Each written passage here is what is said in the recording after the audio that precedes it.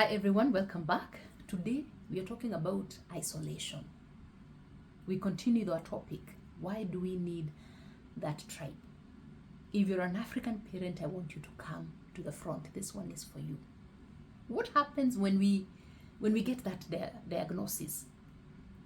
And here we talk about the things that people don't talk about loud. We talk about those things here because we want to learn and we want to be free. One of the things that happens within the African community when you get that diagnosis is it changes relationships dynamics. And this is not the kind of video that people share because it's sensitive issues, but we have to talk about them. One of the things that changes when you get that disability diagnosis is relationship dynamics. The first relationship that gets affected is between husband and wife. You will hear some husbands say, where I come from, we don't give birth to such children. And sometimes they walk away. Not all the times, not all of them, but some walk away. Some women too, some wives, where I come from, we don't give birth to such children. The same thing, they walk away. So the relationship between a husband and wife changes. And sometimes you can find yourself in a marriage and you're alone. The second relationship that is affected is the larger family. Your aunties, your uncles, your grandmothers, your extended family, your siblings. Again, within the African culture, we view disability as a curse. Like the immediate parents, the father and the mother, they are cursed because this child has been born. And so what happens? People distance themselves.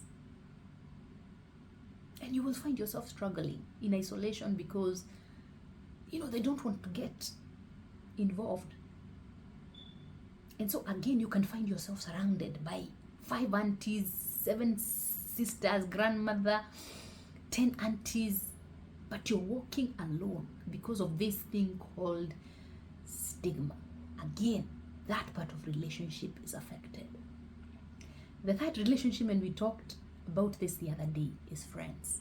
We talked about how sometimes when life happens and you have that child, you find yourself, it's busy. It's a busy life. Your therapy, you're here, appointments, you have to work. You will find yourself, not attending so many things that you used to because you have to take care of things. And what happens? Friends drift away. And so because of one diagnosis, your life changes. And we're talking about relationships here. And you can find yourself walking the journey in isolation by yourself while you're surrounded with so many people. And what I just described is what is happening to some people.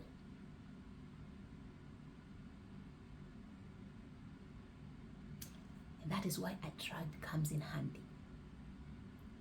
A tribe comes in handy is because when people have gone, people who don't want to understand your life, people who have committed to themselves judging you as caste, judging you as, as less than, judging you as someone who does not belong in the community and in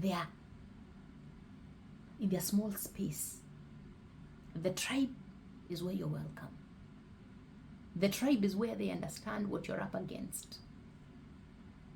And like we said, you don't have to explain so many things. You don't have to explain why your life is the way it is. So I am here to tell you one of the things that I feel is important is not even the resources, it's this one. Because when you're going crazy, when you don't know who to vent to and everything is falling apart, when you can't call your sister, when you can't call your aunt, when you can't call your own family, your own blood, God brings other people that you can open up to. So this is very, very important. Once again, a tribe will help you reduce that isolation. Sometimes we even hide children within the African community. because you get so much judged, so many questions. And these are the people, once again, because they understand what it is to be you, because they have been judged too, because they have felt that pain, they are able to accommodate your issues and your pain. So if you're sitting out there with a disability diagnosis in the village, in the city, I want you to know that, you're doing yourself a disservice. You need to find yourself a support group. It doesn't have to be this one. This is a Facebook page. We haven't started a support group yet, but I would highly recommend you belong to a support group. This is the group you call at night, and they will respond.